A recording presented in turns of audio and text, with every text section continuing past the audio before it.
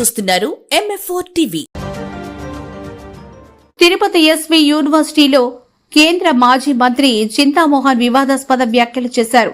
మీడియాతో చింతామోహన్ మాట్లాడుతూ నీలం సంజీవరెడ్డి తిరుపతికి అన్యాయం చేశారని, ఈ విషయంపై ఎవరికైనా కోపం వస్తే నాపై విమర్శలు చేసుకోవచ్చని ఘాటుగా అన్నారు.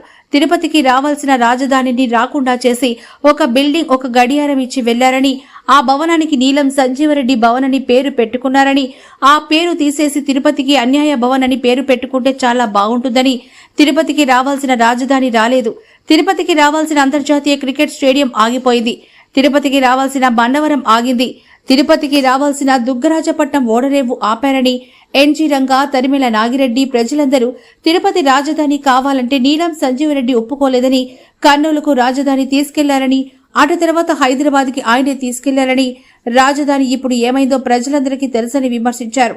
అన్యాయానికి గురైన ఆంధ్రప్రదేశ్ భవన్ ముందు నిలబడి 3 విషయాలు ప్రస్తావిస్తున్నామని, ఎస్వి యూనివర్సిటీలో పనిచేసే వీసీకి, రిజిస్ట్రార్కి, ప్రొఫెసర్లకి, పెన్షనర్లకి 3 నెలలుగా జీతాలు రావడం లేదని ఆగ్రహం వ్యక్తం చేశారు. ప్రతి నెల సక్రమంగా జీతాలు ఇవ్వాలని డిమాండ్ చేశారు. ఆంధ్ర రాష్ట్ర ప్రభుత్వం పరిపాలన పరంగా పూర్తిగా విఫలమైందని విమర్శించారు. విద్యార్థులకు తీవ్ర అన్యాయం చేస్తున్నారని, ఎస్వి యూనివర్సిటీలోనే కాదు మిగతా అన్ని యూనివర్సిటీల్లో చదువుకుంటున్న ఎస్సీ, ఎస్టీ, ఓబీసీ, మైనార్టీ విద్యార్థులకు స్కాలర్షిప్లు అందడం లేదని, ఫుల్ మెస్ ఛార్జీలు రావడం లేదని, కూటమి ప్రభుత్వం కూడు పెట్టలేకపోతుందని, విద్యార్థులకు విద్యాశాఖ మంత్రి విద్యార్థులను అడిగి తెలుసుకోవాలని, వారి తల్లిదండ్రులను అడిగితే వాస్తవాలు తెలుస్తాయని అన్నారు. ఈ నిరసన కార్యక్రమంలో కాంగ్రెస్ నాయకులు యార్లపల్లి గోపిగౌడ్, రవి, రావణ్, సమీనుల్లా, తేజోవతి, ముని శోభ, వేణుగోపాల్ కుమార్ తదితరులు పాల్గొన్నారు. గొప్ప చరిత్ర ఉంది. 70 సంవత్సరాల నాడు తిరుపతి రాజధాని నగరంగా ఎన్జీ రంగా గారు, తరిమెల నాగిరెడ్డి గారు జవహర్లాల్ నెహ్రూకి చెప్పడం జరిగింది.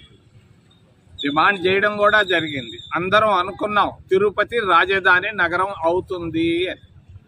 అటువంటి రాజధాని నగరాన్ని తిరుపతికి కాకుండా సంజీవరెడ్డి కర్నూలుకు తీసుకెళ్లాడు, కర్నూలు నుంచి హైదరాబాద్కు తీసుకెళ్లాడు. ఇప్పుడు ఏం జరుగుతుందో మీకు తెలుసు. మరి దానికి ఆయన పేరు పెట్టుకున్నాడు నీలం సంజీవరెడ్డి భవన్ అని. నీలం సంజీవరెడ్డి భవన్ కాదు ఇది, తిరుపతికి అన్యాయ భవన్.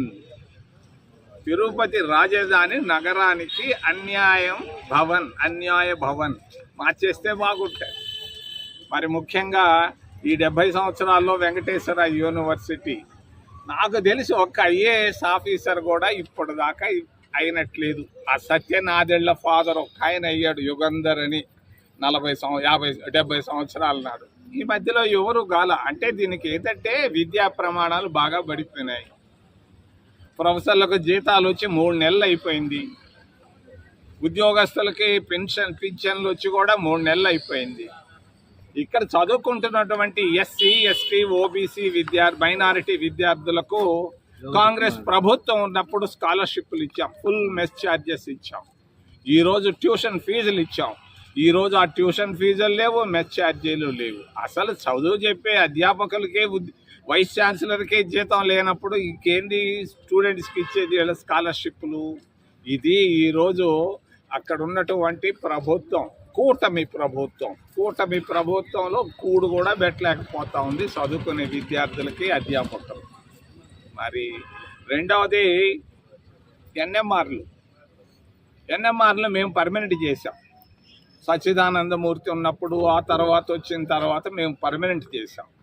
ఈరోజు ఉద్యోగస్తులు అల్లాడుతున్నారు ఆ జీతాలతో, 12,000, 20,000తో. వీళ్ళందరికీ ఎన్ఎంఆర్లందరినీ మేము పర్మనెంట్ చేయాలని డిమాండ్ చేస్తూ, అధ్యాపకులకి వెంటనే రాష్ట్ర ముఖ్యమంత్రి గారు 1-2 రోజుల్లో జీతాలు రిలీజ్ చేయాలని కాంగ్రెస్ పార్టీ తరఫున మేము డిమాండ్ చేస్తున్నాం. ఏమైనా ప్రశ్నలు ఉంటే దయచేసి అడగండి. నారా లోకేష్ యూనివర్సిటీలో ఫుడ్ బాగుంది, ఫుడ్ బాగుందని స్టూడెంట్స్ చెప్పాలి. స్టూడెంట్స్ చెప్తే నేను దేశ రాజకీయాలు ఇప్పుడు పాక్తో యుద్ధం అంటున్నారు. 50 సంవత్సరాల క్రితం 1971లో ఇందిరాగాంధీ చాలా తెలివిగా పాకిస్తాన్ని బలహీనం చేసి, బంగ్లాదేశ్ అని పాకిస్తాన్. మరి బలహీనం అయిపోయిన తర్వాత ఇందిరాగాంధీ, భుట్టో గారు ఇద్దరు కలిసి సిమ్లాలో ఒక ఒప్పందాన్ని తీసుకున్నారు. ఆ ఒప్పందం ఏంటంటే ఏ సమస్య ఈ రెండు దేశాల మధ్య వచ్చినా శాంతియుతంగా పరిష్కరించుకున్నామన్నది అగ్రిమెంట్, ఆ రోజు ఉన్నటువంటి అగ్రిమెంట్. మరి ఆ అగ్రిమెంట్ను గురించి దేశ ప్రజలు ఆలోచించాల్సిన అవసరం ఉంది.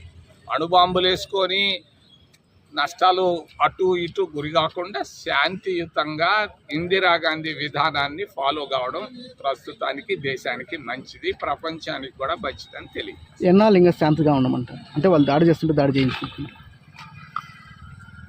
దాడి ఎందుకు జరుగుతూ ఉంది దీనిపైన రీసెర్చ్ చేయాలి. వెంకటేశ్వర యూనివర్సిటీ, అన్ని యూనివర్సిటీ.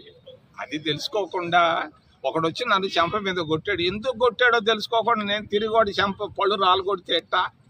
అది కాదు గాంధీ గారి ఉద్దేశ్యం. అహింస, శాంతి, దేశ సమగ్రత, ఇవన్నీ ఆలోచించాల్సిన అవసరం.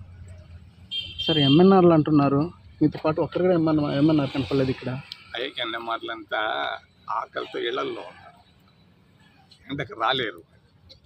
చల్లటి వాతావరణం ఏసీ తెస్తే వస్తారు, అప్పటిదాకా ఆగదు. మేము అక్కడికి వెళ్ళి ఆడ టీటీడీలో మరి అక్కడ ఉద్యోగస్తులకి ఇళ్ల స్థలాలు ఇవ్వమంటే ఒక్కరి నోరు తెరవటం లే. ఏమయ్యానంటే అందరు నవ్వుతారు, సార్ మమ్మల్ని ట్రాన్స్ఫర్ చేస్తారు, సస్పెండ్ చేస్తారు. వాళ్ళ భయాలు వాళ్ళ ఉద్యోగాలు వాళ్ళ భయం, ఉద్యోగ భద్రత కావాలా. కానీ మేము వాళ్ళు శాశ్వత ఉద్యోగాలు, వాళ్ళు శాశ్వతం కావాలని మేము ఖచ్చితంగా కాంగ్రెస్ పార్టీ డిమాండ్ చేస్తాం.